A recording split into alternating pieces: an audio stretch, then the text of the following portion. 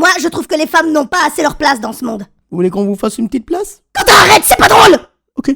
Pourquoi, vous les hommes, vous voulez toujours prendre toute la place? Parce que si on vous laisse 1% de notre place, vous allez vouloir tout prendre? J'en avais marre de me réveiller avec le pif sous l'aisselle de mon mec. J'ai dû m'acheter un deuxième lit. Bah on a inventé le lit pour deux si ça t'intéresse. Ce n'est pas un lit pour deux qu'il faut avec vous, c'est un lit pour 4! Ah, ça doit être pratique quand tu fais l'amour, ça. Et puis quand vous parlez aussi, vous prenez toute la place, vous les garçons. Heureusement que nous les filles, on sait vous donner un minimum d'espace quand même. Non mais vous imaginez si nous les filles, on parlait autant que vous les garçons, on ne pourrait même plus respirer. Vous nous laisserez même plus d'espace vital. Mais bon, ça c'est encore votre besoin obsessionnel de supériorité masculine à la con. Vous imaginez si nous les filles, on était autant machos que vous les garçons? Ça serait horrible, on n'arriverait même plus à s'entendre. Vous les mecs, vous devriez prendre exemple sur nous les meufs et faire preuve de notre patience et de notre compréhension. Et de cette façon, nous les filles arriverons peut-être un jour à en placer une. Parce que pendant que vous les garçons, vous vous amusez à faire votre pipelette là, blablabla, nous les filles, on s'ennuie. Alors on va sur notre téléphone, on envoie des textos à nos potes, et après, vous les garçons, vous avez ce prétexte pour dire que nous les filles, nous sommes associables et que nous ne vous regardons pas. Et encore pire, vous êtes même à nous reprocher notre manque de communication,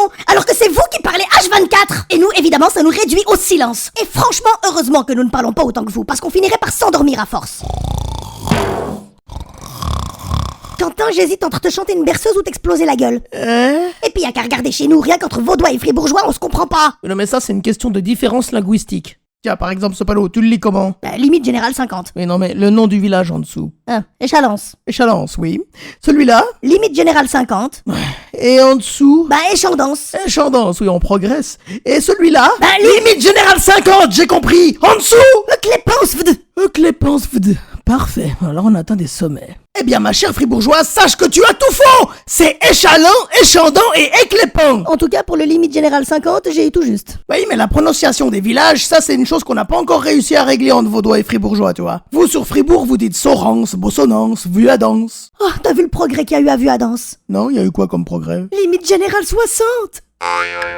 Vous dites les S à la fin des noms des villages communaux, mais nous on les dit pas, tu vois, ça finit par an. Et dans votre voiture, vous mettez quoi? De l'essence? Quand vous voulez être au calme, vous demandez quoi? Du silence? Oh, ça va! Cela dit, c'est dommage que Saïra et Ottawa ne soient pas là pour en parler avec nous. C'est un sujet intéressant. Oui, ben Saïra et Ottawa, ils sont en vacances en Bretagne, ils reviennent à la mi-août, alors on va pas leur demander de revenir maintenant pour si peu. Ah, la Bretagne. Tu sais qu'ils sont chanceux, hein. Moi, je n'ai pas encore eu l'occasion d'y aller une seule fois en Bretagne. Ça m'étonne pas. Vous, les fribourgeois, vous êtes tellement chauvins que vous ne sortez jamais de votre caclan à fondu de merde. On est bien chez nous, alors pourquoi aller voir ailleurs? Qu'est-ce que je disais? Mentalité de merde. Finalement, t'as raison. C'est mieux pas qu'on sorte ensemble. Déjà qu'il y a incompatibilité totale sur la façon de penser. Je t'ai déjà dit que c'était parce que j'avais pas envie de te perdre en tant qu'ami. Ouais, alors ça, c'est l'excuse classique. Et si tu crois que c'est l'amitié qui t'empêchera de me perdre, tu me connais pas. Très bien, alors je vais te laisser réfléchir à ce que tu viens de me dire, et si tu n'es pas stupide, tu réaliseras pourquoi on ne sortira jamais ensemble. Et moi de mon côté, je vais réfléchir à ce que je fais au sujet du clan de la tour, parce que je suis là pour m'amuser et pas pour m'en prendre plein la gueule. T'as mal interprété ce que je voulais te dire. Non, t'inquiète, j'ai compris. Qu'on soit amis ou pas, pour toi ça revient au même. Tu t'en fous. Un vrai ami ne dit pas ça. Bon, ça c'est facile, hein. Je peux dire pareil pour toi, hein.